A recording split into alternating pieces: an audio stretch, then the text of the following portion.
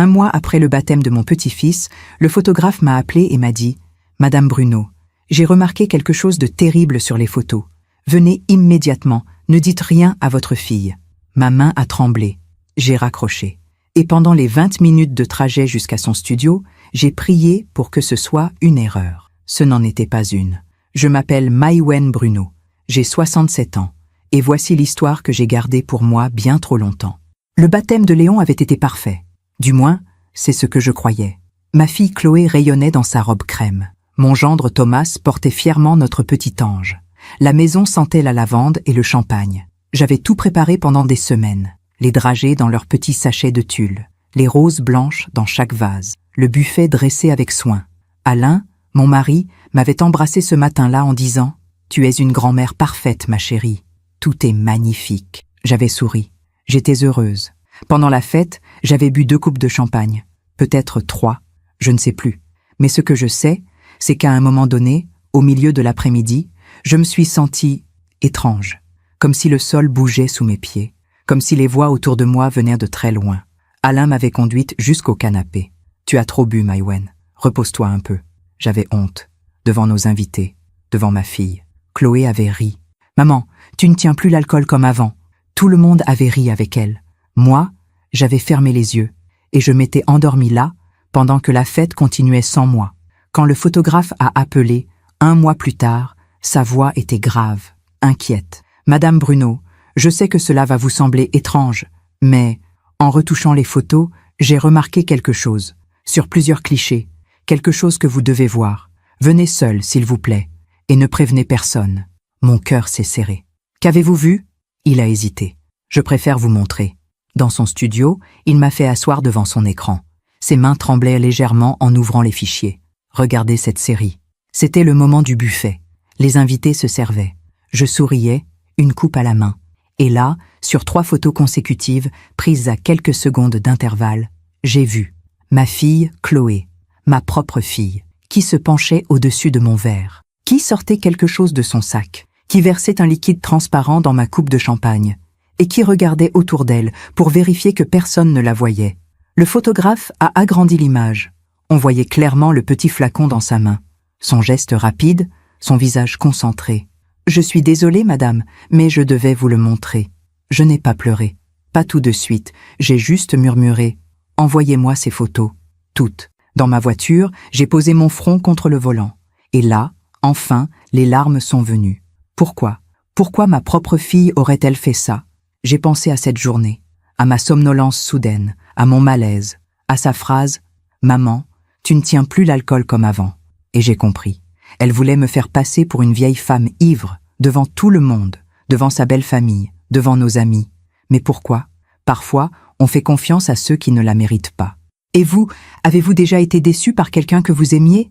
Racontez-moi votre histoire dans les commentaires, j'aimerais vous lire. Je suis rentrée chez moi en silence. Alain n'était pas encore revenu de sa partie de golf. La maison était vide, trop vide. Je me suis assise dans la cuisine, les photos sur mon téléphone, et j'ai regardé autour de moi. Cette même cuisine où j'avais préparé des milliers de repas.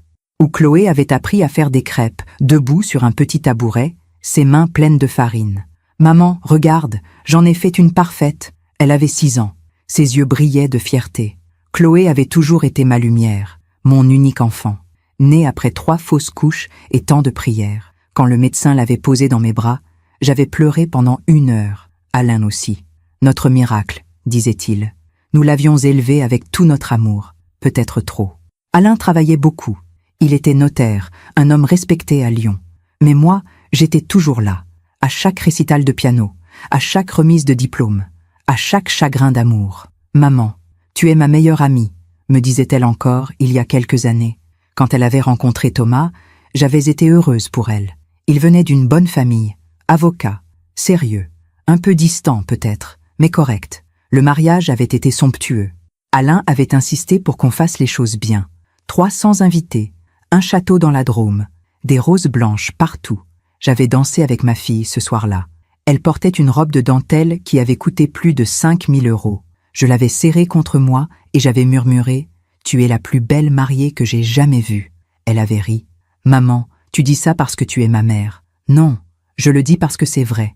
Après le mariage, Ils s'étaient installés dans un appartement que nous leur avions aidé à acheter. 120 mètres carrés dans le 6e arrondissement, vue sur le parc de la Tête d'Or. Alain avait avancé une partie de l'héritage, pour qu'ils démarrent bien dans la vie, avait-il dit. J'allais les voir souvent.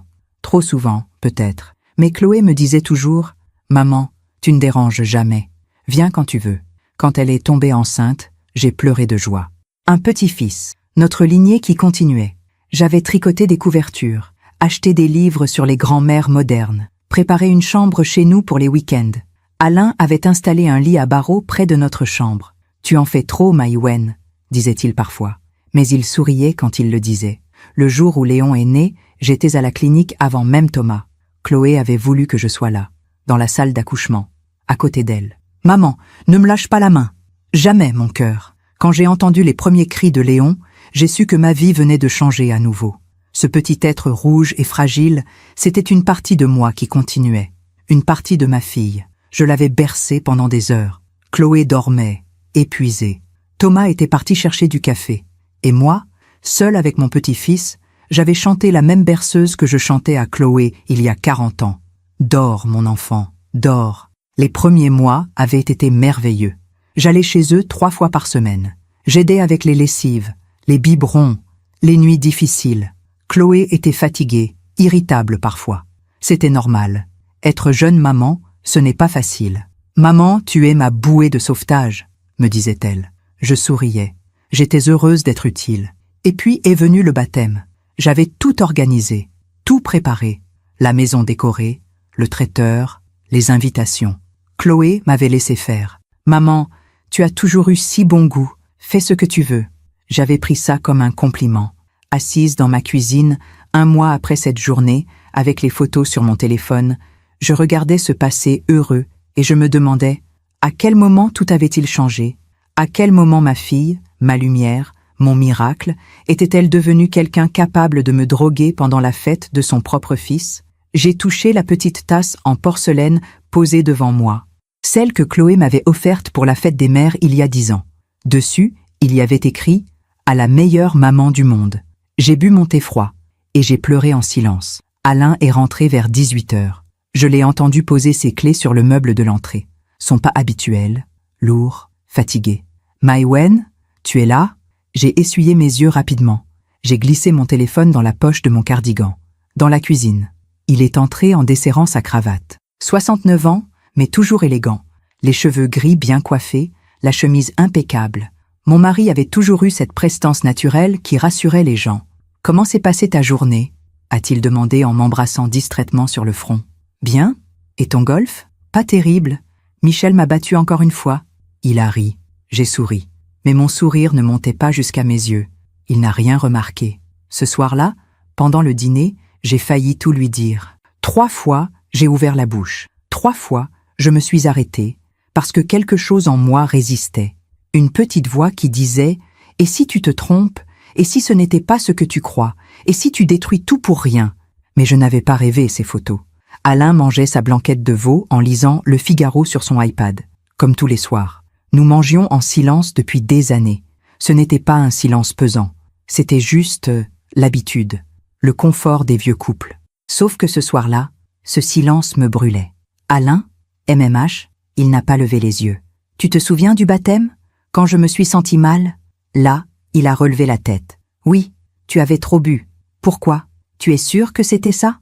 Il a froncé les sourcils. « Qu'est-ce que tu veux dire ?» J'ai hésité. Mon cœur battait trop fort. Je ne sais pas. J'ai juste trouvé ça bizarre. Je n'avais pas bu tant que ça. » Alain a soupiré. Ce soupir que je connaissais trop bien. Celui qui voulait dire « Ne commence pas avec tes inquiétudes. Maïwen, tu as 67 ans. Ce n'est plus comme avant. L'alcool te monte plus vite à la tête. C'est normal. Mais il n'y a pas de mais. Tu t'es reposé. Tout s'est bien passé. Arrête de te torturer pour rien. » Il a replongé dans son journal. J'ai regardé mon assiette et je n'ai rien dit de plus. Cette nuit-là, je n'ai pas dormi. Alain ronflait à côté de moi, paisiblement, sans savoir que ma vie venait de basculer. Je regardais le plafond et je repassais cette journée dans ma tête. Encore et encore. Le baptême avait été parfait. Trop parfait, peut-être. En y repensant, il y avait eu des petits détails, des choses que je n'avais pas remarquées sur le moment. ou que j'avais choisi de ne pas voir. Quand j'étais arrivée le matin pour tout préparer, Chloé m'avait accueillie avec un sourire un peu crispé. « Maman, tu n'aurais pas dû te lever si tôt. Mais ma chérie, il y a tellement à faire. Thomas et moi, on aurait pu gérer. » Elle avait dit ça gentiment. Mais il y avait quelque chose dans sa voix, quelque chose que je n'avais pas voulu entendre. Puis, pendant que je disposais les fleurs dans le salon, j'avais entendu Chloé parler au téléphone dans la cuisine. « Non, maman s'occupe de tout, comme d'habitude. » Un silence. « Je sais. Mais qu'est-ce que tu veux que je fasse? Si je lui dis non, elle va être vexée. » Un autre silence. « Oui, je sais qu'elle en fait trop. Mais c'est elle. Elle a toujours été comme ça. » Sa voix était fatiguée, résignée. J'étais restée immobile derrière la porte, une rose blanche dans la main. Elle en fait trop. Ces mots m'avaient fait mal, mais je m'étais dit que c'était juste la fatigue, une jeune maman épuisée. Rien de plus. Plus tard, pendant la fête, j'avais voulu prendre Léon dans mes bras. Il pleurait un peu.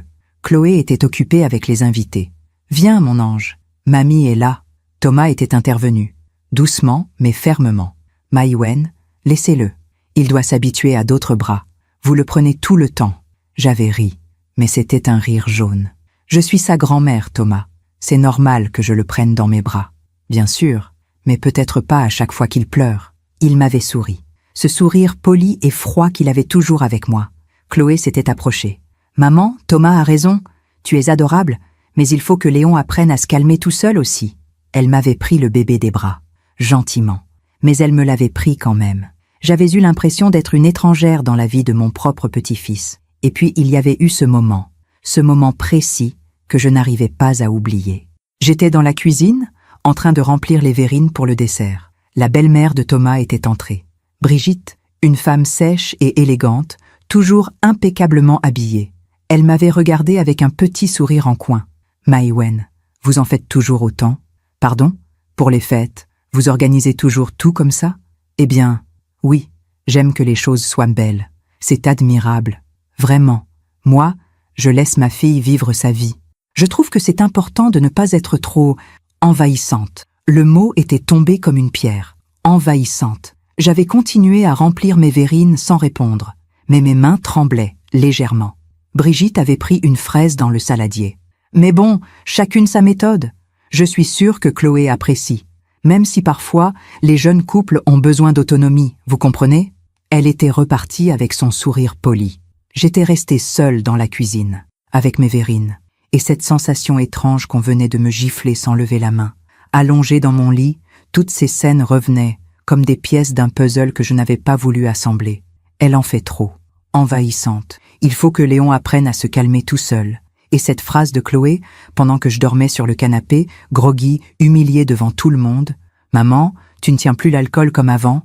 Tout le monde avait ri, sauf Thomas. Lui, il avait juste hoché la tête, comme s'il approuvait. Je me suis tournée vers Alain. Il dormait profondément. J'ai murmuré dans le noir. Et si ce n'était pas la première fois? Parce que, maintenant que j'y pensais, il y avait eu d'autres moments étranges ces derniers mois. Ce déjeuner de famille où je m'étais sentie nauséeuse après le dessert. Chloé m'avait servi une part de tiramisu. Elle-même. « Tiens, maman, j'ai gardé la plus grosse part pour toi. » J'avais été touchée. Et puis, 1 heure plus tard, j'avais dû m'allonger. Des vertiges, une fatigue brutale. « Maman, tu devrais consulter. Ce n'est pas normal d'être fatiguée comme ça. » Et ce soir où j'avais gardé Léon, Chloé m'avait préparé un thé avant de partir au cinéma avec Thomas. « Bois-le tant qu'il est chaud, maman. » J'avais bu, et je m'étais endormie dans le fauteuil, profondément. Tellement profondément que je n'avais même pas entendu Léon pleurer.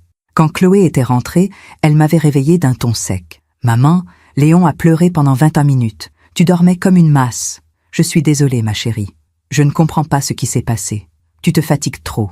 À ton âge, c'est normal. Peut-être que garder Léon, c'est trop pour toi. » Sur le moment, je m'étais sentie coupable, vieille, inutile. Mais maintenant, avec ces photos sous les yeux, maintenant je comprenais. J'ai pris mon téléphone. 3 heures du matin. J'ai ouvert les photos encore une fois.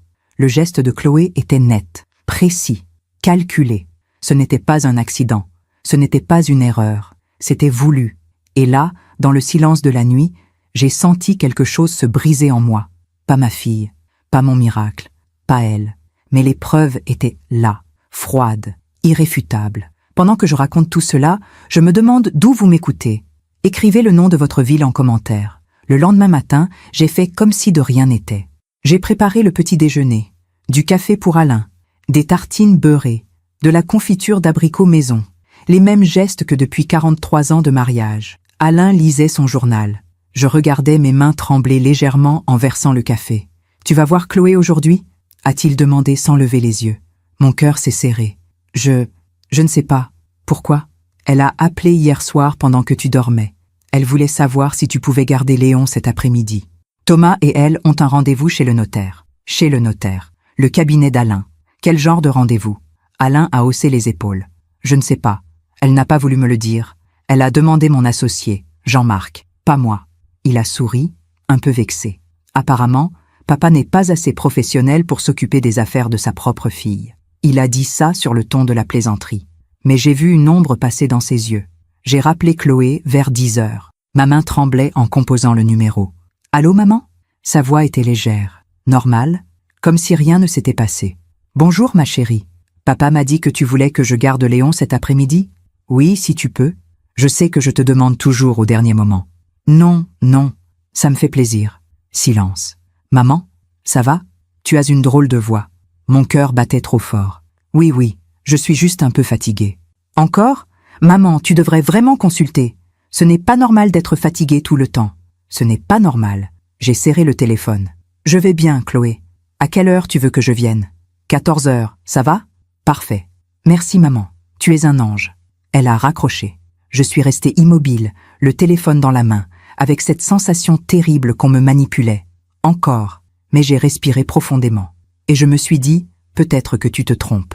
Peut-être qu'il y a une explication. Je suis arrivée chez Chloé à 14 heures précises. Elle m'attendait dans l'entrée, déjà habillée. Un tailleur noir élégant, les cheveux tirés en chignon. Elle ressemblait à ces jeunes femmes de la haute bourgeoisie lyonnaise. Impeccable, inaccessible. Entre, maman. Léon dort encore. Je l'ai embrassée. Elle m'a rendu mon baiser. Sur la joue. Vite, froidement. Thomas est descendu de l'étage. Costume gris. Mallette à la main. Bonjour, Maïwen. Bonjour, Thomas. Il a regardé sa montre. On y va, Chloé ? On va être en retard. J'arrive. Elle s'est tournée vers moi. Il y a des biberons préparés dans le frigo. Il devrait dormir encore 1 heure. Si tu as besoin de quelque chose, appelle-moi. Ne t'inquiète pas, ma chérie. Tout ira bien. Elle a hésité. Puis, maman ? Oui, merci. Vraiment. Je sais que je te sollicite beaucoup en ce moment. Elle a souri. Un sourire fatigué. Tu es la meilleure grand-mère du monde. Et elle est partie. Je me suis retrouvée seule dans leur appartement, avec Léon qui dormait à l'étage, et ce silence pesant qui m'entourait. J'ai regardé autour de moi, leur salon, meublé avec goût, canapé en cuir beige, table basse en marbre, des photos encadrées sur les étagères, leur mariage, la naissance de Léon. Une photo de nous 4, prise l'été dernier en Provence. Nous avions l'air heureux. Nous avions l'air d'une famille normale. Mais je savais maintenant que quelque chose ne tournait pas rond, quelque chose que je ne comprenais pas encore. J'ai fait ce que je n'aurais jamais dû faire. J'ai fouillé, pas pour espionner, pas par curiosité malsaine, mais parce que j'avais besoin de comprendre. J'ai commencé par la cuisine. J'ai ouvert les placards, les tiroirs, rien d'inhabituel, de la vaisselle, des couverts, des épices bien rangées. Puis, je suis passée au salon. J'ai regardé dans les tiroirs du buffet, des papiers administratifs, des factures, des relevés bancaires.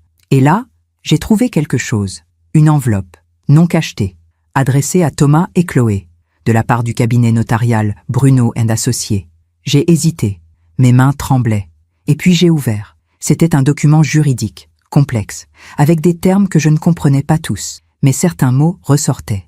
Donation anticipée, réserve héréditaire, clause d'exclusion, bénéficiaire unique. J'ai relu 3 fois, lentement. Il s'agissait d'une demande de consultation juridique concernant l'héritage d'Alain et le mien. Plus précisément, il voulait savoir comment maximiser la part de Chloé, comment réduire les impôts, comment s'assurer que tout leur revienne. Le document datait de 3 mois, 3 mois avant le baptême. Mon sang s'est glacé. J'ai continué à lire. Il y avait des annotations manuscrites dans la marge, de la main de Thomas. Convaincre Alain de donner l'appartement maintenant ? Maïwen, assurance vie à vérifier. Donation avant 70 ans, avantage fiscal.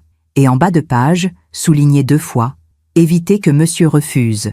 Stratégie à définir. Monsieur Maïwen. Moi. J'ai dû m'asseoir. Mes jambes ne me portaient plus. Ils voulaient notre argent. Non. Ils voulaient que nous leur donnions tout. Maintenant. Avant notre mort. Et ils cherchaient une stratégie pour me convaincre. Ou me contourner. J'ai pensé à tous ces moments où Chloé m'avait parlé de leurs difficultés financières. Maman, l'appartement nous coûte cher. Les charges ont encore augmenté. Maman, la crèche privée pour Léon, c'est 2000 € par mois. On ne s'en sort pas. Maman, Thomas réfléchit à ouvrir son propre cabinet. Mais il faudrait un apport important. À chaque fois, j'avais proposé de les aider. On va vous donner un peu d'argent, ma chérie, pour vous soulager. Non, maman, on ne veut pas vous déranger. Vous avez déjà tellement fait. Mais elle n'avait jamais vraiment refusé. Elle acceptait, avec ce mélange de gratitude et de gêne qui me touchait à chaque fois. L'année dernière, nous leur avions donné 30 000 € pour des travaux dans l'appartement, avait dit Chloé. 6 mois plus tard, encore 20 000 pour la voiture de Thomas. Alain commençait à trouver que c'était beaucoup. Mais je le calmais. Ce sont nos enfants, Alain. C'est normal de les aider. Oui, mais à ce rythme-là, il ne restera plus grand-chose pour nous. Ne sois pas égoïste. Nous avons largement de quoi vivre. Maintenant, avec ce document dans les mains, je comprenais. Ce n'était pas assez. Ils voulaient tout, et ils avaient peur que je dise non. Alors ils cherchaient une stratégie. Éviter que monsieur refuse. Léon s'est mis à pleurer à l'étage. Je me suis levée comme un automate. J'ai remis le document dans l'enveloppe, exactement comme je l'avais trouvé. Et je suis montée. Dans sa chambre, Léon pleurait dans son lit à barreaux, ses petits poings serrés, son visage rouge. Je l'ai pris dans mes bras. Il s'est calmé aussitôt. Son petit corps chaud contre moi. Son odeur de lait et de savon doux. Chut, mon ange. Mamie est là. Il m'a regardé avec ses grands yeux bleus. Les yeux de Chloé quand elle était bébé. Et j'ai pleuré. Parce que je l'aimais. Parce que j'aimais sa mère. Parce que j'avais tout donné à cette famille. Et maintenant, je découvrais qu'on me voyait comme un obstacle. Comme quelqu'un qu'il fallait manipuler. Droguer. Humilier. Pour de l'argent. J'ai donné son biberon à Léon. Je l'ai bercé. Je lui ai chanté sa berceuse préférée. Dors, mon enfant, dors. Et pendant qu'il s'endormait dans mes bras, je me suis demandé comment une mère peut-elle en arriver là? Comment une fille que j'ai portée, nourrie, aimée plus que tout au monde, peut-elle me faire ça? Quand Chloé et Thomas sont rentrés vers 18 h, j'étais assise dans le salon. Léon dormait dans son transat. Tout s'est bien passé, maman? Oui, très bien. Elle m'a embrassée. Tu es adorable. Je ne sais pas ce que je ferais sans toi. Thomas a posé sa mallette. Il m'a regardé brièvement. Et dans ses yeux, j'ai vu quelque chose de froid, de calculateur. Maïwen, vous voulez rester dîner? Non, merci. Alain m'attend. Comme vous voulez. Je suis partie rapidement. Trop rapidement. Dans la voiture, j'ai serré le volant. Et j'ai réalisé quelque chose de terrible. J'avais peur. Peur de ma propre fille. Peur de ce qu'elle était capable de faire. Mais la partie la plus douloureuse, c'est que je ne disais rien. Je rentrais chez moi. Je souriais à Alain. Je continuais à vivre comme si tout allait bien, parce que j'avais honte, honte d'avoir élevé quelqu'un capable de ça, honte d'admettre que ma fille parfaite, mon miracle, était en train de me détruire petit à petit, honte de briser notre famille si je parlais. Alors j'ai fait ce que font toutes les mères qui aiment trop. Je me suis tue, j'ai avalé ma douleur, et j'ai continué à sourire. Parce que c'est ce qu'on attend d'une bonne mère, n'est-ce pas? Qu'elle se sacrifie, qu'elle pardonne, qu'elle se taise, même quand on l'empoisonne, même quand on la vole, même quand on la détruit. Les semaines qui ont suivi ont été un calvaire silencieux. Je continuais ma vie, je souriais, je répondais aux appels de Chloé, je gardais Léon, je préparais des repas, je faisais semblant. Mais à l'intérieur, quelque chose s'était brisé.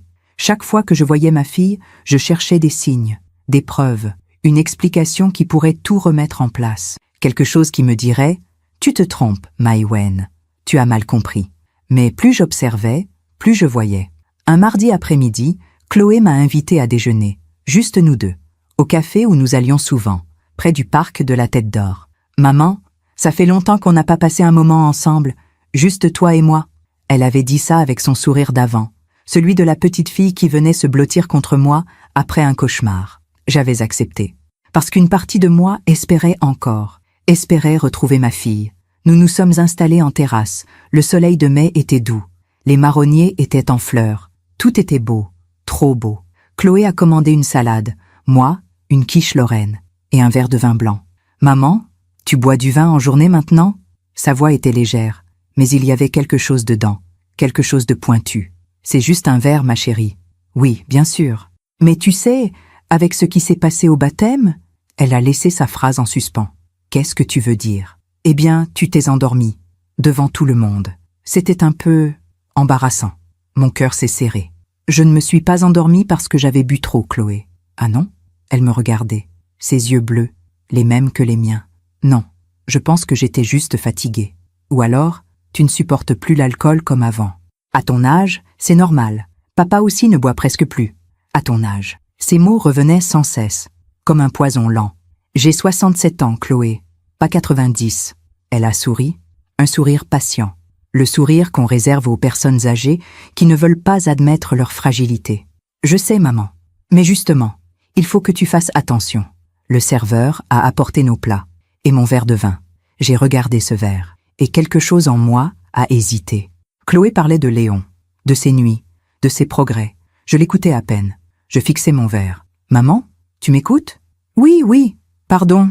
Tu es bizarre en ce moment. »« Non, Si, tu es distante, préoccupée. Il y a quelque chose qui ne va pas ?»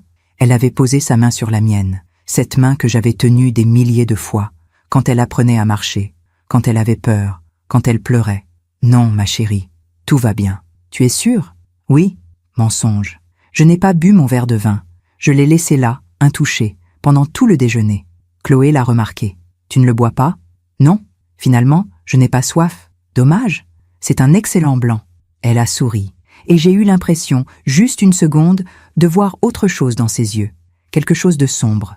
Mais peut-être que je devenais paranoïaque. À la fin du repas, Chloé a insisté pour payer. « Non, maman, c'est moi qui t'invite. Mais, s'il te plaît, laisse-moi faire plaisir à ma mère. » Elle a souri, et j'ai cédé, comme toujours. En rentrant chez moi, j'ai appelé le cabinet notarial. J'ai demandé à parler à Jean-Marc, l'associé d'Alain. « Maïwen, que puis-je faire pour vous ?»« Jean-Marc, je voulais savoir, ma fille et mon gendre sont venus vous consulter récemment ?»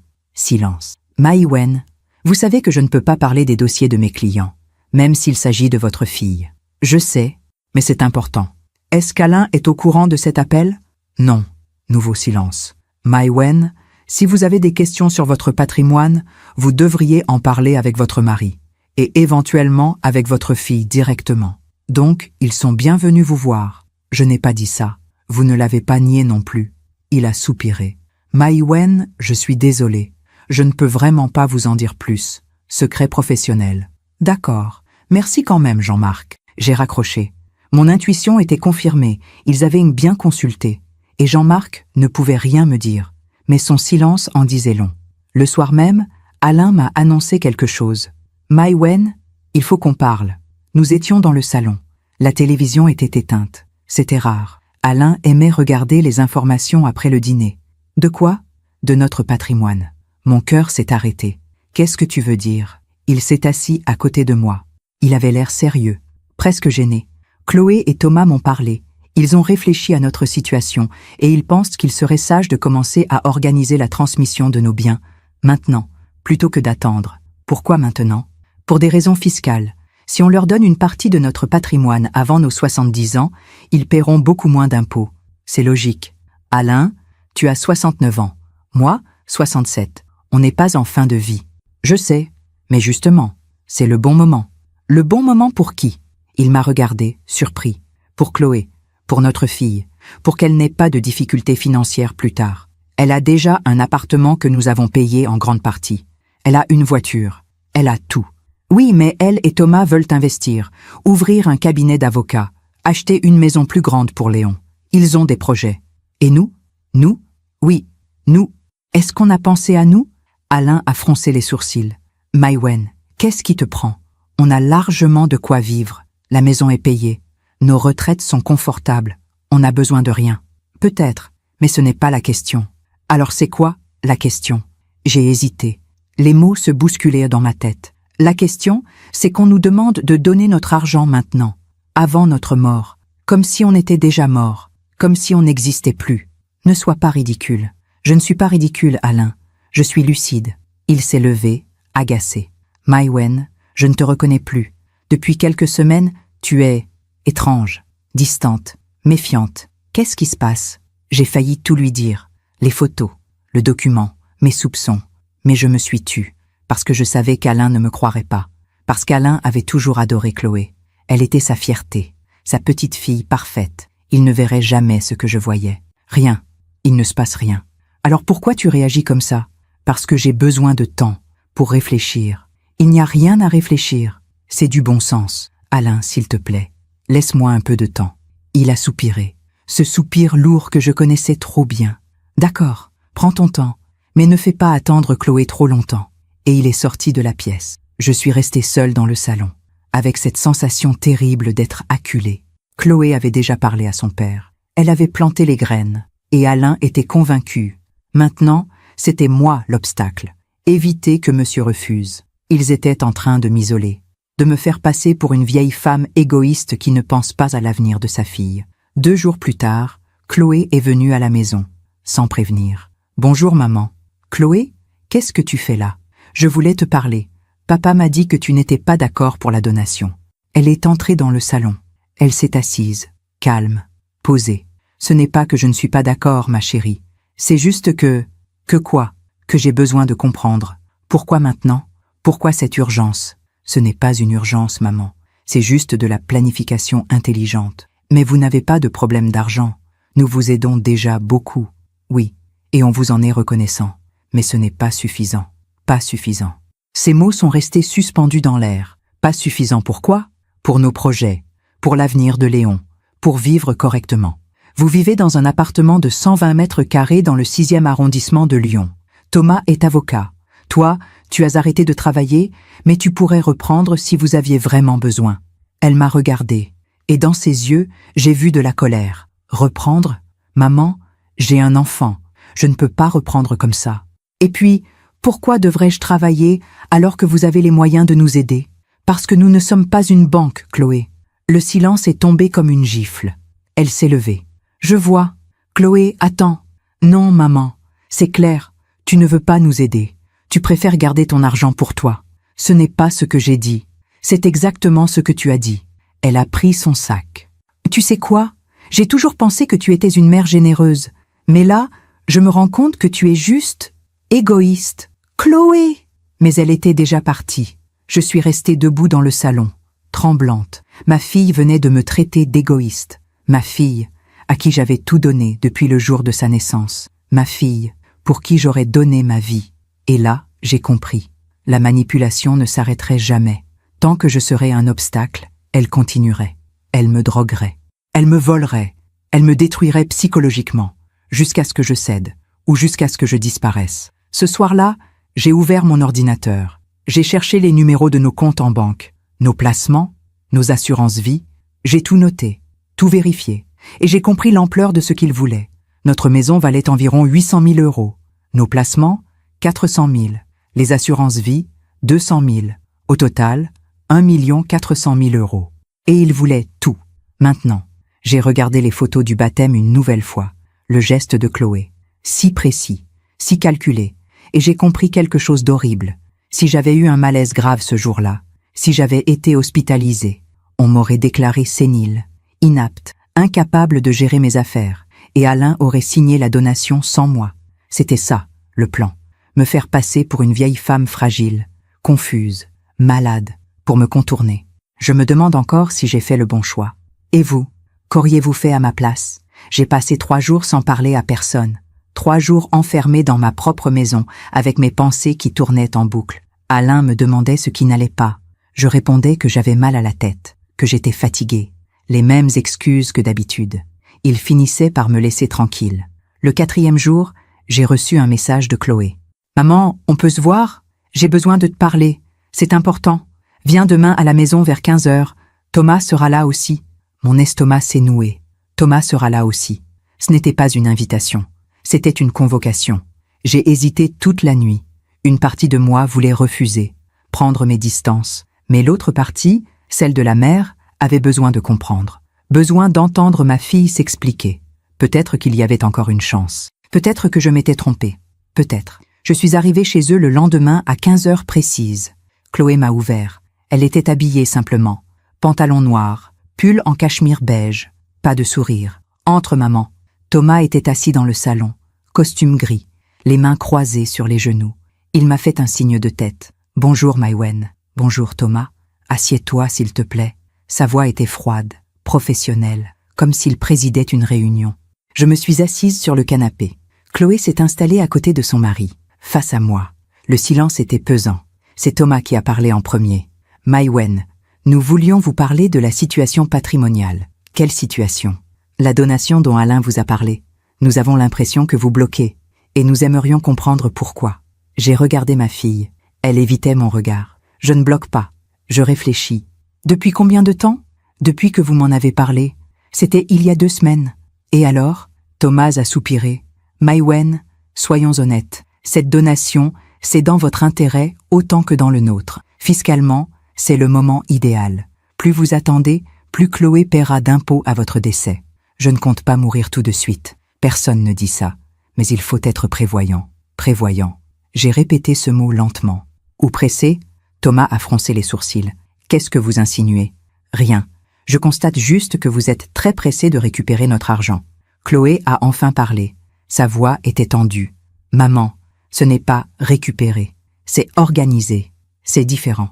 Vraiment? Oui. Alors pourquoi vous avez consulté le notaire sans m'en parler? Silence. Thomas et Chloé se sont regardés rapidement. Comment tu sais ça? A demandé Chloé. Peu importe. Je le sais. Qui te l'a dit? Papa? Non? Alors qui? Ça n'a pas d'importance. Ce qui compte, c'est que vous avez fait des démarches dans notre dos. Thomas s'est penché en avant. Nous n'avons rien fait dans votre dos. Nous avons juste pris des renseignements. C'est notre droit. Votre droit. J'ai senti la colère monter en moi. Une colère froide, calme. Et c'est aussi votre droit de me droguer? Le mot est tombé comme une bombe. Chloé est devenue blanche. Quoi? Tu m'as entendu? Maman, qu'est-ce que tu racontes? Le baptême de Léon. Les photos. Je t'ai vu. Elle a ouvert la bouche, mais aucun son n'est sorti. Thomas, lui, est resté impassible. Trop impassible. Maïwen, je crois que vous divaguez. Je ne divague pas. J'ai les photos. Le photographe a tout capturé. Quelle photo? Celle où ma fille verse quelque chose dans mon verre, pendant la fête. Chloé s'est levée d'un bond. C'est ridicule. Non, c'est la vérité. Maman, tu deviens paranoïaque? Peut-être, ou peut-être que je commence enfin à voir clair. Thomas s'est levé aussi. Il a posé une main sur l'épaule de Chloé. Un geste de contrôle, pas de réconfort. Maïwen, écoutez-vous. Vous accusez votre propre fille de vous avoir drogué. Vous rendez-vous compte de la gravité de ce que vous dites? Oui. Et vous avez des preuves? Les photos. Montrez-les-nous. J'ai hésité.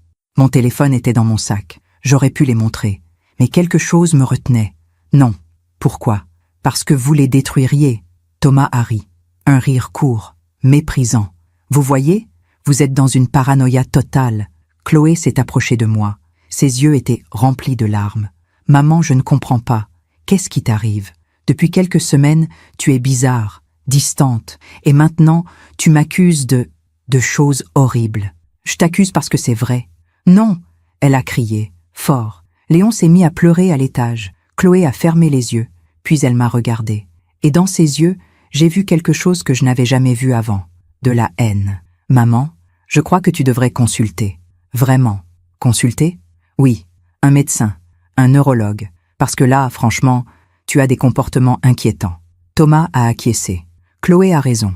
Ces accusations, cette paranoïa, ce sont des signes. Des signes de quoi? De déclin cognitif. Ces mots m'ont frappé comme une gifle. Déclin cognitif. C'était ça, leur stratégie. Me faire passer pour folle, pour sénile, pour incapable. Je ne suis pas folle. Personne ne dit que tu es folle, maman. Mais tu n'es plus toi-même. Si, je suis exactement moi-même. Pour la première fois depuis longtemps. Je me suis levée. J'ai pris mon sac. Où tu vas? A demandé Chloé. Je rentre chez moi. Maman, attends. On n'a pas fini de parler. Si, on a fini. Et la donation? Je me suis retournée. Il n'y aura pas de donation. Chloé est devenue rouge. Quoi? Tu m'as très bien entendu. Mais papa est d'accord. Papa signera ce qu'il veut. Moi, je ne signerai rien. Tu n'as pas le droit. Si, j'ai tous les droits. C'est mon argent, ma maison, ma vie. Thomas s'est avancé vers moi. Son visage était dur. Maïwen, vous faites une grosse erreur. La seule erreur que j'ai faite, c'est de vous faire confiance. Je suis sortie de leur appartement. Mes jambes tremblaient. Mon cœur battait trop fort. Mais j'avais fait ce que je devais faire. J'avais dit la vérité. Dans ma voiture, j'ai pleuré. Longtemps, fort, parce que je venais de perdre ma fille. Ou plutôt, je venais de réaliser que je l'avais perdue depuis longtemps. La petite fille qui me tenait la main, qui me disait « Maman, tu es ma meilleure amie », qui riait dans mes bras. Cette petite fille n'existait plus. À sa place, il y avait une femme que je ne reconnaissais pas. Une femme capable de me droguer, de me manipuler, de me voler, pour de l'argent. En rentrant chez moi, j'ai trouvé Alain dans son bureau. Il parlait au téléphone. Quand il m'a vu, il a raccroché rapidement. C'était qui? Thomas. Mon sang s'est glacé. Qu'est-ce qu'il voulait? Alain m'a regardé longuement. Puis il a dit, d'une voix que je ne lui connaissais pas, il m'a dit que tu devenais incontrôlable, que tu accusais Chloé de choses terribles, que tu refusais la donation sans raison valable. Et tu le crois? Je ne sais plus quoi croire, Maïwen. Il s'est levé. Il s'est approché de moi. Thomas pense qu'on devrait te faire examiner. Par un médecin, pour vérifier que tout va bien. Tout va bien. Non. Tout ne va pas bien. Tu es étrange depuis des semaines, distante, méfiante. Tu accuses notre fille, notre propre fille, parce qu'elle m'a drogué, Alain. Tu l'as dit à Thomas. Il m'a dit, et c'est complètement fou. J'ai des preuves. Alors montre-les-moi. J'ai sorti mon téléphone. Mes mains tremblaient. J'ai ouvert les photos. Je les lui ai montrées. Il a regardé, longuement, en silence. Puis il a dit, « Je ne vois rien. » « Bon, comment ça, tu ne vois rien? C'est là. Elle verse quelque chose dans mon verre. Je vois Chloé qui se penche. C'est tout. Regarde mieux. Maïwen, arrête. Il m'a rendu le téléphone. Tu vois ce que tu veux voir, parce que tu es en train de devenir paranoïaque. Je ne suis pas paranoïaque. Si, et ça me fait peur. Il est sorti de la pièce. Je suis restée seule, avec mes photos, mes preuves, qui ne prouvaient rien pour personne d'autre que moi. Et j'ai compris. J'étais seule, complètement seule. Ma fille me mentait. Mon mari ne me croyait pas. Et le monde entier pensait que je devenais folle. Ce soir-là, assise dans ma cuisine, j'ai bu mon thé dans la petite tasse en porcelaine, celle que Chloé m'avait offerte, à la meilleure maman du monde. J'ai regardé ces mots, longtemps, et j'ai pleuré, parce que je n'étais plus la meilleure maman du monde. J'étais juste un obstacle. Un obstacle qu'il fallait éliminer. Les jours suivants ont été les plus difficiles de ma vie. Alain ne me parlait presque plus. Il partait tôt le matin, rentrait tard le soir. Quand nous étions dans la même pièce, le silence était lourd, accusateur. Je savais qu'il était en contact avec Chloé. Je les entendais parfois au téléphone. Des conversations à voix basse, des soupirs, des silences éloquents. Il parlait de moi, j'en étais sûre. Un matin, Alain est entré dans la cuisine pendant que je prenais mon café. Il tenait une enveloppe à la main. Qu'est-ce que c'est? Un rendez-vous, chez le docteur Mercier. Le docteur Mercier, notre médecin de famille depuis 30 ans. Je n'ai pas besoin de voir un médecin. Si, Maïwen, tu en as besoin. Alain, ce n'est pas négociable. Il a posé l'enveloppe sur la table. Puis, il est parti sans me regarder. Le rendez-vous était fixé pour le lendemain, à 10 heures. J'y suis allée, parce que je savais que si je refusais, ça serait utilisé contre moi. Elle refuse de consulter. Vous voyez bien qu'elle n'est pas dans son état normal. Le docteur Mercier m'a accueilli avec son sourire habituel, chaleureux, rassurant. Maïwen, comment allez-vous? Bien. Alain m'a appelé. Il est inquiet. Je sais. Il m'a dit que vous aviez des comportements inhabituels, de la méfiance, des accusations envers votre fille. J'ai senti mon estomac se nouer. Ce ne sont pas des accusations sans fondement. Racontez-moi. Alors je lui ai tout raconté.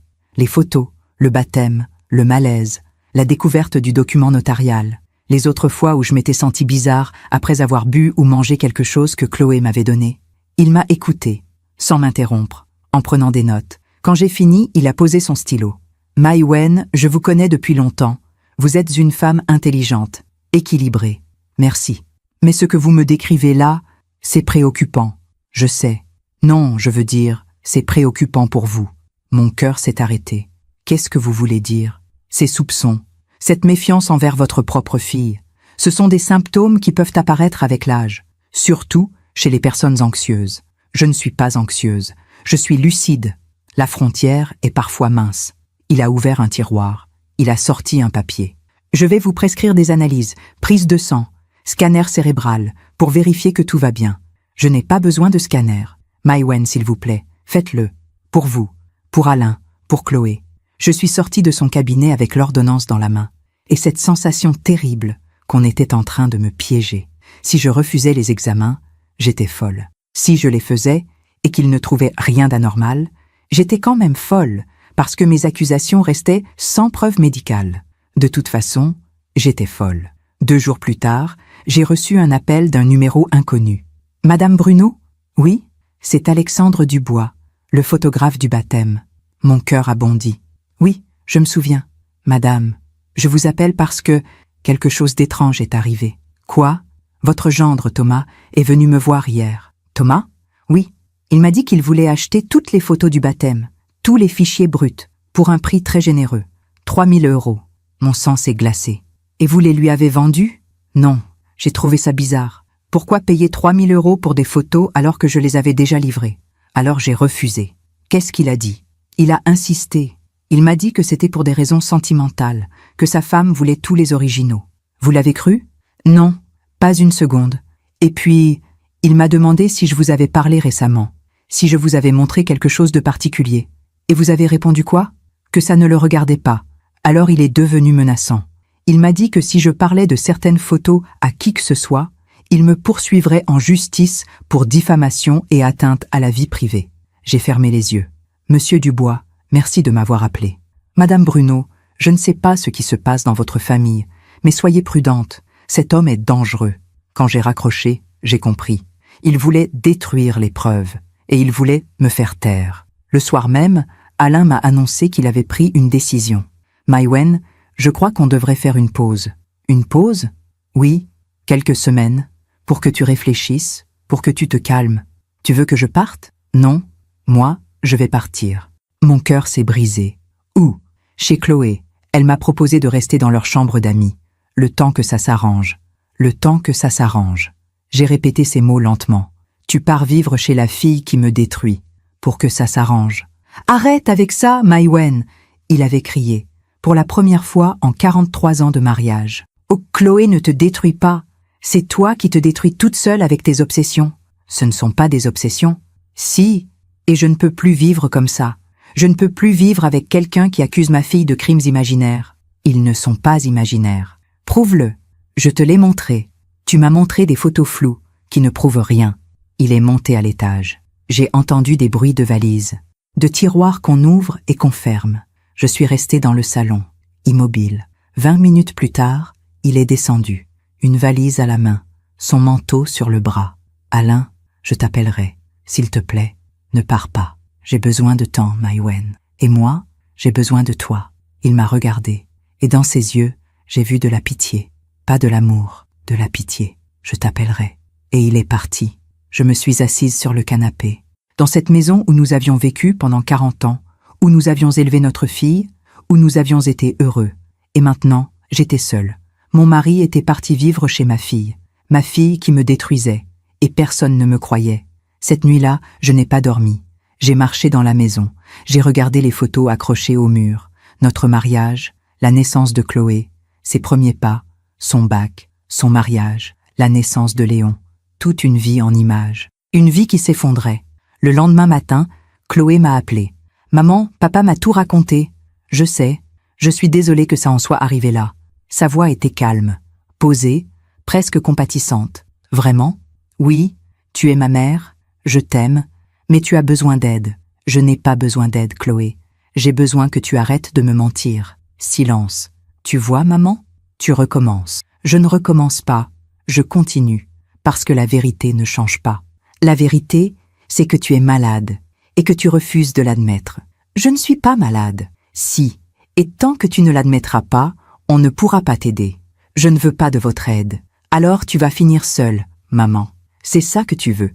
J'ai regardé autour de moi, ma cuisine vide, ma maison silencieuse, mon mari parti. J'étais déjà seule. Si c'est le prix de la vérité, oui, elle a soupiré. Très bien. Mais sache une chose, papa et moi, on va prendre soin de toi, que tu le veuilles ou non, parce que c'est notre devoir. Et elle a raccroché. Prendre soin de toi. Ces mots résonnèrent dans ma tête. Ce n'était pas une promesse, c'était une menace. Les semaines qui ont suivi ont été un cauchemar. Chloé appelait tous les jours, pour prendre des nouvelles, pour me dire qu'elle m'aimait, pour me demander si j'avais fait mes analyses. Des appels doux, inquiets, manipulateurs. Alain appelait aussi, moins souvent, pour me dire qu'il allait bien, que Chloé prenait soin de lui, qu'il espérait que je me calmerais bientôt. Je me sentais étranglée, étouffée. Un soir, j'ai trouvé une lettre dans ma boîte aux lettres, sans timbre. Quelqu'un l'avait déposée directement. Je l'ai ouverte. C'était une lettre du cabinet d'avocats où travaillait Thomas. Madame Bruno, nous vous informons que notre client, Madame Chloé Moreau-Bruno, envisage d'engager une procédure de mise sous tutelle à votre encontre, motivée par votre état de santé mentale déclinant et votre incapacité à gérer vos affaires de manière raisonnable. Cette procédure sera engagée si vous continuez à refuser tout examen médical et à proférer des accusations diffamatoires à l'encontre de notre cliente. Nous vous conseillons vivement de consulter un médecin et de vous conformer aux recommandations de votre famille. Cordialement, Maître Thomas Moreau. J'ai relu cette lettre 3 fois. Mise sous tutelle. Il voulait me mettre sous tutelle pour prendre le contrôle total de mon argent, de ma maison, de ma vie. Et là, dans le silence de ma cuisine, j'ai compris quelque chose. Je ne pouvais pas gagner. Si je me battais, il me ferait passer pour folle. Si je cédais, il prendrait tout. De toute façon, j'avais déjà tout perdu. Mon mari, ma fille, mon petit-fils, ma dignité. J'ai posé la lettre sur la table, à côté de ma tasse en porcelaine, à la meilleure maman du monde. Et j'ai pleuré, parce que je venais de comprendre que parfois, aimer ne suffit pas. Parfois, l'amour est une arme qu'on utilise contre vous. Et les personnes que vous aimez le plus sont celles qui peuvent vous détruire le plus profondément. Je suis restée seule dans cette maison pendant 3 jours, sans sortir, sans répondre au téléphone, sans manger presque. Je pensais, je réfléchissais, et petit à petit, la brume s'est dissipée. Le 3e soir, j'ai ouvert mon ordinateur. J'ai relu tous les documents que j'avais trouvés. J'ai regardé les photos encore une fois. J'ai fait des copies, des sauvegardes, sur plusieurs clés USB que j'ai cachées dans la maison. Puis j'ai écrit une lettre, une longue lettre, à la main, avec mon stylo plume. Celui qu'Alain m'avait offert pour nos 20 ans de mariage. J'ai écrit toute la nuit. Le lendemain matin, j'ai appelé mon propre avocat. Pas celui d'Alain, pas Jean-Marc, un avocat que je ne connaissais pas. Maître Isabelle Fontaine, une femme que j'avais trouvée sur Internet, spécialisée dans les affaires familiales et les successions. Madame Bruno, je vous écoute. Je lui ai tout raconté, calmement, factuellement, sans larmes, comme si je racontais l'histoire de quelqu'un d'autre. Elle m'a écouté sans m'interrompre. Quand j'ai fini, elle a dit « Madame Bruno, ce que vous me décrivez est grave, mais je dois être honnête avec vous. Prouver une tentative d'empoisonnement à partir de photos, c'est très difficile. Je sais. Et si votre fille engage une procédure de mise sous tutelle, elle devra présenter des preuves médicales. Avez-vous fait les examens? Non. Pourquoi? Parce que si je les fais et qu'ils sont normaux, on dira quand même que je suis paranoïaque. Et si je refuse, on dira que je ne suis pas coopérative. De toute façon, je perds. Pas nécessairement. Elle s'est penchée en avant. Si vous faites les examens et qu'ils prouvent que vous êtes en pleine possession de vos moyens, ça bloque la procédure de tutelle. Ça vous protège juridiquement. D'accord. Ensuite, concernant votre patrimoine, vous êtes marié sous quel régime? Séparation de biens. Parfait. Ça veut dire que votre part vous appartient entièrement. Votre mari ne peut rien donner qui vous appartienne sans votre consentement. Même s'il signe seul? Non. Pour la maison, si elle est à vos 2 noms, il faut les 2 signatures. Pour vos comptes personnels, vos placements, vos assurances vie, il ne peut rien faire. J'ai senti un poids se lever. Donc je peux... Oui, vous pouvez protéger vos biens, modifier vos testaments, changer les bénéficiaires de vos assurances vie. Tout est possible. Je suis sortie de son cabinet avec un plan clair, précis, moral. Je n'allais pas me venger, je n'allais pas détruire ma fille, j'allais juste me protéger et laisser la vie faire le reste. La première chose que j'ai faite, c'est passer tous les examens médicaux. Prise de sang, scanner cérébral, test cognitif, évaluation psychiatrique. Tout. Les résultats sont tombés 2 semaines plus tard. Aucune anomalie. Fonction cognitive normale pour mon âge. Aucun signe de démence, de maladie neurodégénérative ou de troubles psychiatriques. J'étais en parfaite santé mentale. J'ai envoyé les résultats à Maître Fontaine. Elle les a immédiatement transmis au cabinet de Thomas avec une lettre formelle. Maître Moreau, nous vous transmettons les résultats des examens médicaux de Madame Maïwen Bruno, qui démontrent qu'elle est en pleine possession de ses moyens. Toute procédure de mise sous tutelle engagée sans fondement médical sera considérée comme abusive et fera l'objet d'une plainte pour harcèlement moral. Cordialement, Maître Isabelle Fontaine. 3 jours plus tard, j'ai reçu un appel de Thomas. Sa voix était tendue. « Maïwenn, il faut qu'on parle. Je n'ai rien à vous dire. Écoutez, on peut arranger les choses. Je ne crois pas. Vous avez mal interprété nos intentions. On voulait juste vous aider. M'aider en me mettant sous tutelle ? Silence. C'était une mesure de précaution, au cas où je refuserais de vous donner mon argent. Ce n'est pas ça. Si, c'est exactement ça. » Il a soupiré. « Qu'est-ce que vous voulez ? Rien. Je veux juste qu'on me laisse tranquille. Et Alain ? Alain est libre de faire ce qu'il veut. Il veut rentrer chez lui. Alors qu'il rentre. À condition que vous arrêtiez vos accusations. Je n'ai rien promis. » Et j'ai raccroché. Alain est rentré le lendemain, sans s'annoncer. J'étais dans le jardin, en train de tailler les rosiers. Je l'ai entendu entrer par la porte du garage. Il est venu vers moi. Il avait maigri. Il avait l'air fatigué. « Bonjour, Maïwenn. »« Bonjour, Alain. » Silence. « Je peux rentrer ? C'est ta maison. C'est notre maison. » J'ai continué à tailler mes rosiers. « Maïwenn, regarde-moi. » J'ai posé mon sécateur. Je l'ai regardé. J'ai vu les résultats médicaux. Et alors ? Tu avais raison. Tu n'es pas malade. Je sais. Je suis désolée de ne pas t'avoir cru. D'accord. C'est tout ? Qu'est-ce que tu veux que je dise, Alain ? Je ne sais pas. Que tu me pardonnes ? J'ai réfléchi. Longuement. Je te pardonne. Vraiment ? Oui. Parce que tu es son père. Parce que tu l'aimes. Parce que tu ne pouvais pas imaginer qu'elle soit capable de ça. Il a baissé les yeux. Et maintenant ? Maintenant, on continue à vivre, ensemble, comme avant, mais différemment. Qu'est-ce que tu veux dire ? Je veux dire que je ne leur donnerai rien. Ni maintenant, ni plus tard. Maïwenn. C'est non négociable, Alain. Mon testament est déjà modifié. Ma part ira à des associations. Pour les femmes victimes de violences, pour les personnes âgées isolées, pour les causes qui en ont vraiment besoin. Il est devenu pâle. Tu vas déshériter ta propre fille ? Non, je vais juste ne pas enrichir quelqu'un qui a essayé de me détruire. Mais Léon héritera de son père, de sa mère, de toi si tu veux, mais pas de moi. C'est cruel. Non, c'est juste. Il est entré dans la maison. Je suis restée dans le jardin. Et j'ai pleuré. Parce que c'était fini. Vraiment fini. Je ne reverrai peut-être jamais Léon. Je ne serai peut-être jamais invitée à un anniversaire, à un Noël, à une fête de famille. Mais j'avais ma dignité. Et ça, personne ne pouvait me l'enlever. 2 semaines plus tard, j'ai reçu une lettre de Chloé. Une vraie lettre, manuscrite, comme celle qu'elle m'écrivait quand elle était petite et qu'elle partait en colonie de vacances. Maman, je sais que tu ne veux plus me parler. Je sais que tu penses que je t'ai trahi. Peut-être que tu as raison. Peut-être que j'ai mal agi. Mais tu dois comprendre. Thomas et moi, on est sous pression. Financièrement, socialement. On veut offrir à Léon la meilleure vie possible. Et pour ça, on a besoin d'aide. Tu as toujours tout eu, maman. Papa et toi, vous n'avez jamais manqué de rien. Mais nous, on lutte, on travaille dur, et on pensait que tu comprendrais, que tu nous aiderais plus, sans poser de questions. Je ne t'ai jamais droguée, maman. Je ne sais pas d'où tu sors cette idée. Peut-être que tu as mal vu. Peut-être que c'était quelqu'un d'autre. Je ne sais pas. Mais ce n'était pas moi. S'il te plaît, réfléchis. Pense à Léon. Pense à notre famille. Ne détruis pas tout pour de l'argent. Je t'aime. Chloé. J'ai relu cette lettre plusieurs fois, et j'ai vu ce qu'elle était vraiment. Une dernière tentative de manipulation. Elle ne s'excusait pas. Elle justifiait. Elle ne reconnaissait rien. Elle niait. Et elle retournait la situation. C'était moi qui détruisais la famille, pas elle. J'ai pris mon stylo plume, et j'ai répondu. Chloé, j'ai reçu ta lettre. Je l'ai lue avec attention. Tu dis que tu ne m'as jamais droguée. Soit. Je n'ai pas de preuves absolues. Juste des photos. Juste des coïncidences. Juste mon instinct de mère. Mais tu sais quoi ? Ça n'a plus d'importance. Parce que même si tu ne l'as jamais fait, le fait que tu aies essayé de me mettre sous tutelle suffit.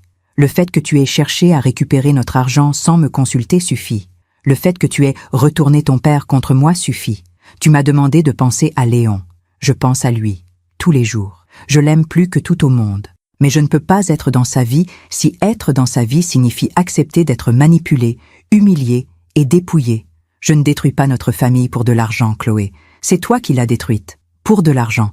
Je te souhaite d'être heureuse. Vraiment. Parce que tu es ma fille, et qu'une mère aime toujours ses enfants, même quand ils ne le méritent plus. Mais je ne te reverrai pas. Pas tant que tu ne reconnaîtras pas ce que tu as fait. Pas tant que tu ne changeras pas. Prends soin de Léon. Élève-le pour qu'il soit meilleur que nous. Maman. J'ai posté cette lettre, et j'ai senti quelque chose se libérer en moi. Ce n'était pas de la colère, ce n'était pas de la haine, c'était de la paix. Les mois ont passé. Alain et moi avons retrouvé une sorte d'équilibre. Nous ne parlions jamais de Chloé. C'était un sujet interdit, une plaie trop profonde. Il la voyait parfois, en cachette. Je le savais. Je ne disais rien. Moi, je ne la voyais plus. Elle ne m'appelait plus. Elle ne m'écrivait plus. C'était fini. Un après-midi de novembre, j'étais assise dans ma cuisine. Je buvais mon thé dans ma tasse en porcelaine, à la meilleure maman du monde, et je me suis dit, peut-être que je n'avais pas été la meilleure maman du monde, peut-être que j'avais fait des erreurs, trop donné, trop protégé, trop aimé, mais j'avais fait de mon mieux. Et parfois, notre mieux ne suffit pas. Parfois, nos enfants deviennent des étrangers, et il faut accepter de les laisser partir. Ce jour-là, j'ai décidé quelque chose. J'ai décidé de vivre, vraiment vivre, pour moi, pas pour ma fille, pas pour mon mari, pas pour mon petit-fils, pour moi. Je me suis inscrite à des cours de peinture. J'ai toujours aimé peindre, mais je n'avais jamais pris le temps. J'ai rejoint un club de lecture, avec des femmes de mon âge. On se retrouvait tous les jeudis après-midi pour discuter de livres, de vie, de tout. J'ai recommencé à voir mes anciennes amies, celles que j'avais un peu délaissées parce que j'étais trop occupée à être une mère parfaite, une grand-mère parfaite. Et petit à petit, j'ai retrouvé qui j'étais. Maïwenn, pas la mère de Chloé, pas la grand-mère de Léon, pas l'épouse d'Alain, juste Maïwenn, une femme de 67 ans, avec des cicatrices, des regrets, mais aussi de la force, de la dignité et de l'espoir. Un soir, Alain m'a dit « Tu as l'air mieux, je vais mieux. Tu ne penses plus à Chloé ?» Si, tous les jours, mais différemment. Comment ça? Avant, je pensais à elle avec douleur. Maintenant, je pense à elle avec acceptation. Tu lui as pardonné? Non, pas vraiment. Mais j'ai arrêté d'attendre qu'elle change. J'ai arrêté d'attendre des excuses. J'ai arrêté d'attendre qu'elle redevienne la petite fille que j'aimais. Et ça suffit? Oui, ça suffit. Quelques mois plus tard, au printemps, j'ai croisé Brigitte dans la rue, la belle-mère de Thomas. Celle qui m'avait traitée d'envahissante le jour du baptême. Elle m'a vue, elle a hésité, puis elle s'est approchée. Maïwenn. Bonjour Brigitte, comment allez-vous? Bien, et vous? Bien aussi. Silence gêné. Puis elle a dit à voix basse, j'ai entendu dire que vous ne voyiez plus Chloé. C'est exact, c'est dommage. Peut-être. Elle a regardé autour d'elle, puis elle a murmuré, vous savez Thomas et Chloé, ils ont des problèmes financiers. Ils ont fait de mauvais investissements. Ils ont des dettes, beaucoup de dettes. Je suis désolée de l'entendre. Thomas est venu me voir le mois dernier, pour me demander de l'argent. J'ai refusé. Elle m'a regardé dans les yeux. Vous avez bien fait de vous protéger, Maïwenn. Et elle est partie. Ce soir-là, j'ai pensé à cette conversation. Ils avaient des dettes. C'était donc ça. L'urgence, la pression, la manipulation. Ils avaient besoin de notre argent pour éponger leurs dettes. Et ils étaient prêts à tout pour l'obtenir. Mais je n'ai pas ressenti de satisfaction, ni de joie d'avoir eu raison. J'ai juste ressenti de la tristesse, parce que ma fille souffrait, et que je ne pouvais rien faire pour elle. Enfin, si, je pouvais faire quelque chose. Je pouvais la laisser assumer les conséquences de ses choix, parce que c'est ça, l'amour véritable. Ce n'est pas sauver quelqu'un à chaque fois qu'il tombe, c'est le laisser apprendre, grandir, changer, même si ça fait mal. 2 ans ont passé. 2 ans pendant lesquels je n'ai pas vu ma fille, pas parlé à ma fille, pas embrassé mon petit-fils. 2 ans pendant lesquels j'ai appris à vivre avec ce vide. Ce n'était pas facile. Il y avait des jours où je regardais les photos de Léon bébé et je pleurais. Des jours où je me demandais si j'avais fait le bon choix. Des jours où je voulais appeler Chloé et tout oublier. Mais je tenais bon. Parce que j'avais compris quelque chose de fondamental. On ne peut pas sauver quelqu'un qui ne veut pas être sauvé. On ne peut pas aimer quelqu'un qui vous détruit. Alain continuait à voir Chloé, environ 1 fois par mois. Il partait le dimanche matin, il revenait le soir. Il ne me racontait jamais ses visites, et je ne demandais jamais. C'était notre accord silencieux, mais je voyais bien qu'il revenait de plus en plus sombre, de plus en plus fatigué. Un soir de mars, il est rentré plus tôt que d'habitude. Il avait le visage défait. « Alain, tout va bien ?» Il s'est assis lourdement dans le fauteuil du salon. « Non, rien ne va.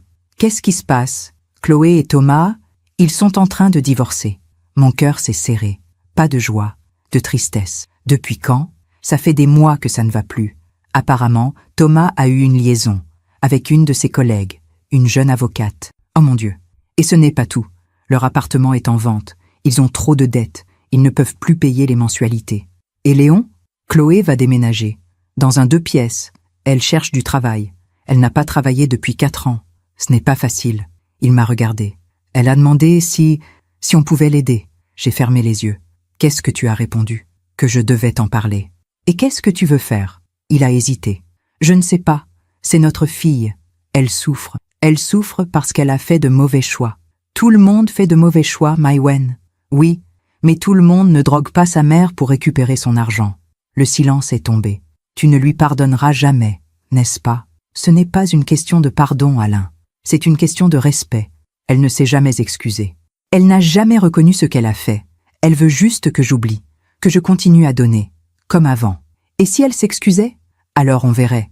Mais elle ne le fera pas. 3 semaines plus tard, j'étais au marché. J'achetais des légumes pour le dîner. Et soudain, je l'ai vue, Chloé. Elle était seule. Pas de Léon, pas de Thomas. Juste elle. Elle avait changé. Maigrie. Des cernes sous les yeux. Les cheveux moins bien coiffés. Elle portait un jean délavé et un pull trop grand. Elle ne m'avait pas vue. J'aurais pu partir, faire demi-tour, l'éviter. Mais quelque chose m'a retenue. Je me suis approchée. Chloé, elle a sursauté. Elle s'est retournée. Maman, nous nous sommes regardés. Longtemps, sans parler. Comment vas-tu? Ai-je fini par demander. Ça va. Mensonge, évident. Papa m'a dit pour Thomas. Elle a baissé les yeux. Oui, c'est fini. Je suis désolée. Vraiment? Sa voix était amère. Oui, je ne te souhaite pas de souffrir, Chloé. Même après tout ce qui s'est passé. Même après que je t'ai droguée. Elle avait dit ça avec des guillemets invisibles dans la voix. Oui, même après ça. Elle a ri. Un rire sans joie. Tu sais quoi, maman? Tu avais raison. Surtout, Thomas ne m'aimait pas. Il aimait ton argent, notre appartement, notre statut. Quand il a compris que tu ne nous donnerais rien, il est devenu différent, froid, distant. Chloé? Non, laisse-moi finir. Il m'a trompée, pendant des mois, avec cette fille. Et quand je l'ai découvert, tu sais ce qu'il m'a dit? Elle avait les larmes aux yeux. Il m'a dit que c'était de ma faute, que si j'avais été capable de convaincre mes parents de nous aider, on n'en serait pas là, que tout était de ma faute. J'ai posé ma main sur son bras. Elle ne l'a pas repoussé. Ce n'est pas de ta faute si Thomas t'a trompé, mais c'est de ma faute si on a des dettes, si on perd l'appartement, si Léon va devoir changer d'école. Non, ce sont vos choix à tous les deux qui vous ont menés là. Nos choix? Elle a essuyé ses larmes. J'ai tout perdu, maman. Mon mari, mon appartement, ma vie, et toi. J'ai surtout perdu toi. Je ne savais pas quoi dire. Une partie de moi voulait la serrer dans mes bras, lui dire que tout irait bien, que j'étais là. Mais l'autre partie, celle qui avait appris à se protéger, restait prudente. Pourquoi tu as fait ça, Chloé? Quoi? Le baptême? Le verre? Pourquoi? Elle a fermé les yeux, longtemps, puis elle a murmuré « Je ne sais pas si tu vas me croire. Essaie. » C'était l'idée de Thomas. Il disait que tu étais un obstacle, que tu bloquais tout, que si tu avais l'air fragile, confuse, papa signerait tout seul, sans toi. Donc tu l'as fait? Oui, je l'ai fait. C'était juste un calmant, quelque chose de léger, pour que tu t'endormes, pour que tout le monde pense que tu avais trop bu. Elle a ouvert les yeux. Elle me regardait en face. Je ne voulais pas te faire de mal. Je voulais juste que tu arrêtes de nous bloquer. J'ai senti ma gorge se serrer. Tu ne voulais pas me faire de mal? Non, Chloé. Tu m'as humiliée devant toute la famille. Tu m'as fait passer pour une vieille femme ivre qui ne tient plus l'alcool. Tu m'as fait douter de moi-même pendant des semaines. Je sais. Tu as essayé de me mettre sous tutelle. Je sais. Tu as retourné ton père contre moi. Je sais. Elle avait crié. Les gens autour de nous se sont retournés. Elle a baissé la voix. Je sais, maman. Je sais tout ça. Et je vis avec tous les jours. Nous sommes restées silencieuses, au milieu du marché, avec nos sacs de courses, comme deux étrangères. Est-ce que tu regrettes? Ai-je demandé doucement. Elle a réfléchi. Longtemps. Je regrette de t'avoir perdu. Mais pas de l'avoir fait? Elle n'a pas répondu. Et dans ce silence, j'ai eu ma réponse. Chloé, je ne peux pas revenir en arrière. Je ne peux pas faire comme si rien ne s'était passé. Je sais. Mais je ne te souhaite pas de mal. Je veux que tu t'en sortes. Pour toi. Pour Léon. Sans ton aide. Oui, sans mon aide. Parce que tu dois apprendre à te débrouiller seule. À faire tes propres choix. À assumer tes erreurs. Elle a hoché la tête. Les larmes coulaient sur ses joues. Tu as raison. Comme toujours. Je n'ai pas toujours raison. Mais cette fois, oui. Je suis parti, sans me retourner. Et en marchant vers ma voiture, j'ai pensé à cette expression. La vie finit toujours par rendre ce qu'on lui donne. Chloé m'avait trahi, manipulé, humilié. Et maintenant, elle était trahie, manipulée, humiliée. Pas par moi, par la vie elle-même. Les mois suivants, j'ai eu des nouvelles par Alain. Chloé avait retrouvé un travail, assistante juridique dans un petit cabinet. Le salaire était modeste, mais c'était un début. Elle avait déménagé dans un appartement de 50 mètres carrés, dans un quartier moins chic. Léon partageait sa chambre. Le divorce était en cours, long, douloureux. Thomas se battait pour ne pas payer de pension alimentaire. Il prétend qu'il n'a pas d'argent, m'a dit Alain, alors qu'il vient d'acheter une nouvelle voiture. Un soir, Alain m'a montré une photo sur son téléphone. Chloé et Léon, dans leur nouvel appartement. Léon avait grandi. Il avait 4 ans maintenant. Il ressemblait à sa mère au même âge. Elle a l'air fatiguée, ai-je dit. Elle l'est. Elle travaille toute la journée. Elle s'occupe de Léon le soir. Elle n'a plus d'aide, plus de nounou, plus de moi, plus de toi. C'est ce qu'elle voulait, l'indépendance. Oui, mais je crois qu'elle ne pensait pas que ça serait aussi dur. Je regardais cette photo. Ma fille, mon petit-fils, dans un petit appartement, avec une vie difficile, et je n'ai pas ressenti de satisfaction, ni de revanche, juste de la tristesse, parce que j'aurais aimé que les choses se passent autrement. J'aurais aimé être une grand-mère présente, une mère aimante. Mais on ne peut pas forcer les relations, on ne peut pas pardonner ce qui n'a pas été reconnu. 6 mois plus tard, j'ai reçu une lettre de Chloé. Maman, je ne sais pas si tu liras cette lettre, je ne sais même pas si tu l'ouvriras, mais il fallait que je l'écrive. Tu avais raison. Surtout, Thomas ne m'aimait pas. Il aimait l'argent, le statut. Et moi, aveuglé par l'ambition, par l'envie de paraître, j'ai tout sacrifié, y compris toi. Ce que j'ai fait le jour du baptême était impardonnable. Je le sais maintenant. Sur le moment, je me suis dit que c'était juste un petit mensonge, un petit arrangement, que tu ne t'en rendrais même pas compte. Mais je t'ai humilié, je t'ai trahi, j'ai brisé ta confiance. Et le pire, c'est que je n'ai pas eu le courage de le reconnaître. Je t'ai laissé souffrir, douter, pleurer. Aujourd'hui, je vis seule avec Léon. J'ai un petit appartement, un petit salaire, une petite vie. Mais pour la première fois depuis longtemps, je dors la nuit. Parce que je ne mens plus, je ne manipule plus, je ne triche plus. Je ne te demande rien, maman. Ni pardon, ni argent, ni aide. Je voulais juste que tu saches que tu avais raison. Et que malgré tout, malgré mes erreurs, malgré mes fautes, je t'aime. Chloé. J'ai relu cette lettre plusieurs fois. C'était la première fois qu'elle reconnaissait vraiment. La première fois qu'elle s'excusait vraiment. Pas pour obtenir quelque chose, juste pour dire la vérité. J'ai montré la lettre à Alain. Qu'est-ce que tu vas faire? Je ne sais pas encore. Tu vas lui répondre? Peut-être, un jour. Et tu vas la revoir? J'ai réfléchi. Peut-être, un jour, quand je serai prête, quand elle aura prouvé que ce n'était pas juste des mots. Parce que c'est ça, la vraie justice. Ce n'est pas la vengeance, ce n'est pas la punition, c'est le temps. Le temps qui révèle qui nous sommes vraiment. Le temps qui fait payer nos erreurs, le temps qui nous apprend. Elle m'avait traité de folle, d'égoïste, d'obstacle. Et des années plus tard, la vie lui avait montré qui était vraiment l'obstacle. Non pas moi, mais elle-même. Ses mensonges, son avidité, sa manipulation. La vie finit toujours par rendre ce qu'on lui donne. Aujourd'hui, j'ai 70 ans. 3 ans se sont écoulés depuis ce jour au marché. 3 ans depuis la lettre de Chloé. Et ma vie a continué. Différemment. Mais elle a continué. Alain et moi vivons toujours dans notre maison. Nous avons vieilli ensemble, avec nos silences, nos habitudes, nos petites tendresses retrouvées. Il voit Chloé régulièrement, environ 2 fois par mois. Il voit Léon aussi. Il me raconte un peu. Pas trop. Juste ce qu'il faut pour que je sache qu'ils vont bien. Chloé travaille toujours. Elle a été promue l'année dernière. Elle gagne mieux sa vie.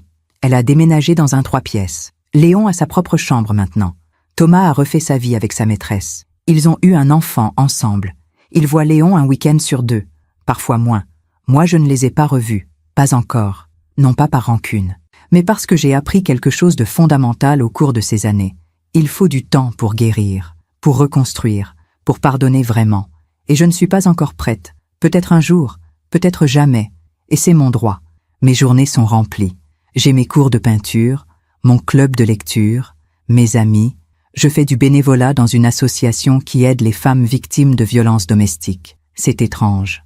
Après ce que j'ai vécu, Je me suis rendu compte que la violence n'est pas toujours physique. Elle peut être psychologique, émotionnelle, financière. Et ces femmes que j'aide, je les comprends. Parce que j'ai été à leur place, manipulée, isolée, douteuse de moi-même. Il y a quelques mois, j'ai peint un tableau. Mon premier vrai tableau. Pas un exercice, pas une copie, une création. J'ai peint une tasse en porcelaine, sur une table en bois, avec la lumière du matin qui entre par la fenêtre. Sur la tasse, on peut lire « À la meilleure maman du monde ». Mais la tasse est vide. Mon professeur de peinture m'a demandé pourquoi. « Parce que c'est comme ça », ai-je répondu. Il n'a pas compris. Mais moi, je savais. La tasse était vide parce que j'avais arrêté de me remplir des attentes des autres. J'avais arrêté d'être la mère parfaite, la grand-mère parfaite, l'épouse parfaite. J'étais juste moi, avec mes failles, mes limites, mes choix. Il y a 2 semaines, j'ai reçu un dessin par la poste, un dessin d'enfant, maladroit, coloré. C'était une maison, avec 3 personnes devant, une grande, une moyenne, une petite. Au dos, il y avait écrit « de la main de Chloé ». Léon a dessiné ça à l'école. Quand la maîtresse lui a demandé qui c'était, il a dit « c'est mamie, maman et moi. Il se souvient de toi, maman. Il demande souvent quand il te reverra. Je ne t'envoie pas ça pour te faire culpabiliser. Je te l'envoie parce que je voulais que tu saches que tu existes toujours dans nos vies. Même à distance. Prends soin de toi. Chloé. » J'ai accroché ce dessin sur mon réfrigérateur, pas par sentimentalisme, mais parce qu'il représente quelque chose d'important. L'espoir. L'espoir qu'un jour, peut-être, on pourra reconstruire quelque chose, pas comme avant, différemment, plus sainement. Alain m'a dit l'autre jour, « Tu sais, Chloé a beaucoup changé. » Ah oui? Oui, elle est plus humble, plus vraie. Elle travaille dur, elle élève Léon seule. Elle ne se plaint jamais. C'est bien. Tu ne veux toujours pas la voir? J'ai réfléchi. Un jour peut-être, quand je sentirai que c'est le bon moment. Et si elle attend toute sa vie? Alors elle attendra, comme j'ai attendu des excuses pendant des années. Il a hoché la tête. Il a compris. Ce matin, j'étais dans mon jardin. Je taillais mes rosiers. Le soleil était doux, les oiseaux chantaient. Et j'ai pensé à tout ce chemin parcouru. Il y a 3 ans, j'étais effondrée, brisée, seule. Aujourd'hui, je suis debout, reconstruite, entourée, pas par ma fille, pas par mon petit-fils, mais par moi-même, par mes choix, par ma force. On me demande souvent, « Tu ne regrettes pas ?» Regretter quoi? D'avoir dit non? D'avoir refusé d'être manipulée? D'avoir choisi ma dignité plutôt que la paix familiale à tout prix? Non, je ne regrette rien. Parce que j'ai appris quelque chose de précieux. On ne peut pas construire une relation saine sur des mensonges. On ne peut pas aimer quelqu'un qui vous détruit. Et parfois, s'éloigner est le plus grand acte d'amour qu'on puisse faire, pour l'autre, mais surtout pour soi. La semaine dernière, j'ai croisé Brigitte dans la rue. Encore une fois, elle m'a souri. « Maïwen, vous avez l'air rayonnante. » « Merci Brigitte. Vous savez, j'ai toujours admiré votre force. Ce que vous avez fait, partir, refuser, tenir bon, ce n'est pas facile. Non, ce n'est pas facile. Mais c'était juste. Oui, elle a hésité. Thomas et Chloé sont divorcés maintenant. Je sais. Thomas est ruiné. Ses investissements ont échoué. Sa nouvelle compagne l'a quitté. Il vit chez ses parents, à 50 ans. Je suis désolée de l'entendre. Non, vous ne l'êtes pas. Elle avait raison. Je ne l'étais pas vraiment. La vie a une drôle de façon de rendre les comptes, n'est-ce pas? A-t-elle ajouté. Oui, une drôle de façon. Ce soir, Alain et moi sommes assis sur notre terrasse. Nous buvons du thé. Moi dans ma tasse en porcelaine. Lui dans sa tasse bleue préférée. Le soleil se couche sur Lyon. Les lumières s'allument une à une. À quoi tu penses? Demande Alain. À rien. À tout. C'est vague. Je souris. Je pense que la vie est étrange. On passe des années à construire quelque chose. Une famille, un amour, un héritage. Et parfois, tout s'effondre. En quelques mois. En quelques choix. Et après, on reconstruit. Différemment. Avec ce qui reste. Et c'est suffisant? Oui, c'est suffisant. Je repense à cette phrase que j'avais lue il y a longtemps. Dans un livre dont j'ai oublié le titre, on ne perd jamais vraiment les gens qu'on aime. On perd juste l'illusion de qui on pensait qu'ils étaient. Ma fille n'était pas celle que je croyais. Mon mari non plus, peut-être. Moi non plus. Nous étions tous imparfaits, blessés, capables du meilleur et du pire. Mais nous étions humains. Est-ce que je reverrai Chloé un jour? Honnêtement, je ne sais pas. Est-ce que je lui pardonnerai vraiment? Peut-être, avec le temps. Est-ce que je regretterai d'avoir perdu ces années avec Léon? Oui, tous les jours. Mais est-ce que je changerai quelque chose à mes choix? Non, parce que ces choix m'ont sauvée. Ils m'ont permis de me retrouver, de me respecter, de vivre avec dignité. Alors, si mon histoire peut aider, ne serait-ce qu'une femme à ouvrir les yeux, à dire non, à choisir sa dignité plutôt que la manipulation, à comprendre qu'on peut aimer quelqu'un et en même temps se protéger de lui, alors tout cela aura eu un sens, parce que c'est ça la vraie sagesse. Ce n'est pas d'avoir toutes les réponses, ce n'est pas d'être parfaite, c'est de savoir quand il faut tenir bon, quand il faut partir, quand il faut pardonner, et quand il faut juste vivre pour soi.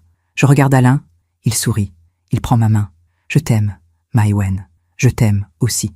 Et c'est vrai, malgré tout, malgré ses doutes, ses erreurs, son départ, parce que lui aussi a appris, lui aussi a changé. Et nous sommes là, ensemble, plus forts qu'avant. Le téléphone sonne. C'est Sylvie, mon amie du club de lecture. Maïwenn, on se voit toujours jeudi? Bien sûr. Quel livre on lit cette semaine? Les âmes grises de Philippe Claudel. Parfait. À jeudi. Je raccroche. Alain me regarde. Tu es heureuse? Je réfléchis.